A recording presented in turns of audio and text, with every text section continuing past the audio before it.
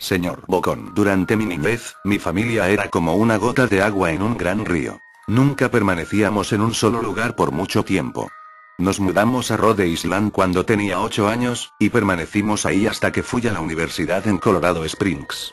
La mayoría de mis memorias son de cuando vivía en Rhode Island, pero hay fragmentos en mi mente de los muchos hogares en los que habité, cuando era mucho más joven. La mayoría de estas memorias son poco claras y sin sentido, como el perseguir a otro niño en el patio de una casa en Carolina del Norte, intentar construir una balsa detrás de un departamento en el que viví en Pensilvania, y cosas como esas. Pero hay un puñado de memorias que permanecen tan claras como el vidrio, como si hubiesen ocurrido ayer. Vivíamos en una casa en las afueras de la bulliciosa ciudad de New Vineyard, Maine. Era una casa grande, en especial para una familia de 3. Había una serie de cuartos que estaban totalmente desocupados, a los cuales no entré durante el tiempo en el que viví en esa casa. Supongo que era un desperdicio de espacio, pero era lo único que pudo rentar mi papá que le quedar cerca de su trabajo. Recuerdo que, en el día después de mi cumpleaños, tuve una fiebre tremenda. El doctor dijo que tenía mononucleosis, lo que, para mí, significaba más fiebre y no poder salir a jugar por al menos 3 semanas. Era un momento terrible para estar atado a la cama. Estábamos empacando para mudarnos a Pensilvania, y la mayoría de mis cosas ya estaban dentro de cajas, dejando mi cuarto casi vacío. Mi mamá me traía agua mineral y libros varias veces al día, los cuales servían como único entretenimiento durante estas semanas. No recuerdo exactamente cómo conocí al señor Bocón. Creo que fue una semana después de que diagnosticaron la mononucleosis. Mi primera memoria de la pequeña criatura fue de cuando le pregunté su nombre. Me dijo que lo llamara señor Bocón, porque tenía una boca enorme. De hecho, ahora que lo pienso, todo en su cara era enorme en comparación a su cuerpo, su cabeza, sus ojos, sus arrugadas orejas. Pero su boca, sin duda, era lo más grande. ¿Te pareces a un Furby?, le dije mientras miraba uno de mis libros. El señor Bocón se detuvo y me miró extrañado. ¿Furby? ¿Qué es un Furby?, me preguntó. Tú sabes, y el juguete peludo con orejas enormes, lo puedes acariciar y alimentar, casi como una mascota real. Oh. Tú no necesitas uno de esos. No es lo mismo que tener un amigo real. Recuerdo que el señor Bocón se desaparecía cada vez que mi mamá iba a mi cuarto a revisarme. Se ocultaba bajo mi cama y me decía: no quiero que tus papás me vean, tengo miedo de que ya no nos dejen jugar juntos. No hicimos mucho durante los primeros días. El señor Bocón solo veía mis libros, fascinado con las imágenes e historias. Por ahí del tercer o cuarta noches desde que lo conocí, me despertó con una gran sonrisa en su rostro. Vamos a jugar un nuevo juego, me dijo. Pero tenemos que esperar hasta después de que tu mamá venga, porque es un juego secreto. Después de que mi mamá me trajera más libros y refresco, a la hora de siempre, el señor Bocón se deslizó desde debajo de la cama y tomó mi mano. Tenemos que ir al cuarto que está al final del pasillo, me dijo. Me negué al principio, pero el señor Bocón insistió hasta que cedí. El cuarto en cuestión no tenía ni muebles ni tapiz.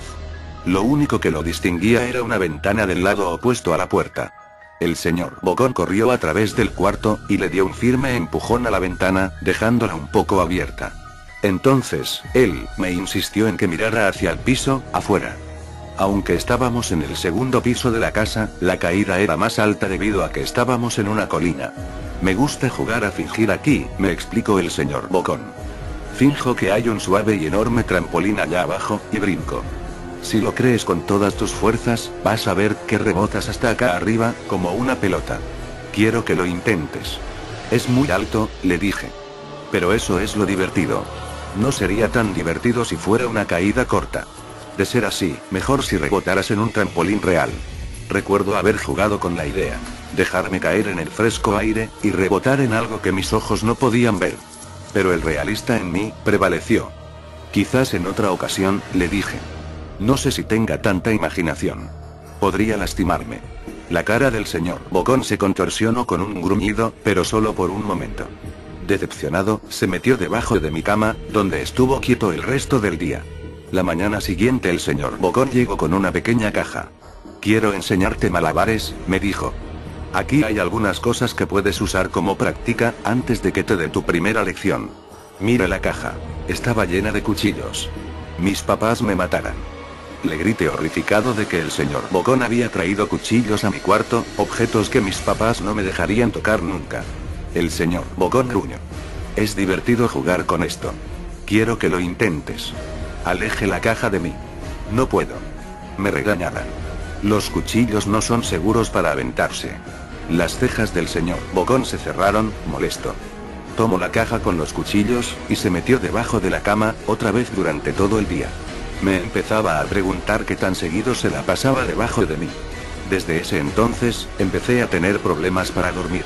El señor Bocón me despertaba en la noche diciéndome que había puesto un trampolín real debajo la ventana, uno enorme que no podía ver en la oscuridad. Siempre me negué y trataba de volver a dormir, pero el señor Bocón persistía. Algunas veces, se quedaba a mi lado hasta el amanecer, animándome a saltar. Ya no era tan divertido jugar con él. Una mañana, mi mamá fue hacia mi cuarto, y me dijo que tenía permiso de ir a caminar afuera. Pensaba que el aire fresco sería bueno para mí, especialmente después de estar confinado a mi cuarto por tanto tiempo. Con emoción, corrí hacia el patio, esperando poder sentir el sol en mi cara. El señor Bocón me estaba esperando. «Hay algo que quiero que veas», me dijo. Debí darle una mirada fea, porque entonces me dijo: «¿Es seguro? No pasa nada, te lo prometo». Lo seguí hasta un viejo camino que corría a través de los bosques detrás de mi casa. «Este es un camino importante», me explicó. «Tengo muchísimos amiguitos de tu edad. Cuando estuvieron listos, lo llevé por este camino. A un lugar especial. Todavía no estás listo, pero algún día, espero, lo estarás». Regresé a mi casa preguntándome qué tipo de lugar existía más allá de aquel camino. Aproximadamente 2 semanas después de conocer al señor Bocón, empacaron la última carga de cajas en el camión de mudanzas. Me fui adelante con mi papá, en un largo recorrido hacia Pensilvania. Había considerado en decirle al señor Bocón que me iba, pero aún teniendo 5 años, sospechaba mucho de las intenciones de la criatura, a pesar de lo que me decía. Fue por esta razón que decidí no mencionar nada de mi mudanza. Eran las 4 AM cuando mi papá y yo estábamos en el camión. Mi papá esperaba llegar a Pensilvania para la hora de la comida al día siguiente, con ayuda de una larga dotación de café y bebidas energéticas. Recuerdo que se parecía más a un tipo que estaba a punto de correr una maratón, que un tipo que se la pasaría sentado por un par de días. «Muy temprano para ti, ¿verdad?», afirmé con mi cabeza, mientras la ponía en la ventana, esperando dormir un poco antes de que saliera el sol. Sentí la mano de mi papá en mi hombro. «Esta será la última mudanza, lo prometo. Sé que es difícil para ti, especialmente estando con esa enfermedad. Una vez que obtenga mi promoción, podremos quedarnos en un solo lugar, y hacer amigos». Cuando el camión comenzó a moverse, vi la silueta del señor Bocón en la ventana de mi cuarto. Parado, inmóvil, se despidió lastimosamente con su mano. No me despedí. Años después, regresé a New Vineyard. El terreno donde se encontraba mi casa estaba vacío, a excepción de los cimientos. Resulta que la casa se quemó algunos años después de que yo y mi familia nos fuimos. Por curiosidad, busqué el camino que el señor Bocón me enseñó, y al encontrarlo, decidí seguirlo. Una parte de mí esperaba que el señor Bocón saltara sobre mí de repente, y me espantara dándome un infarto, pero tenía la sensación de que el señor Bocón ya no se encontraba en ese lugar, como si de alguna manera él estuviese atado a la casa que ya no existe. El camino llevaba a uno de los cementerios de New Vineyard.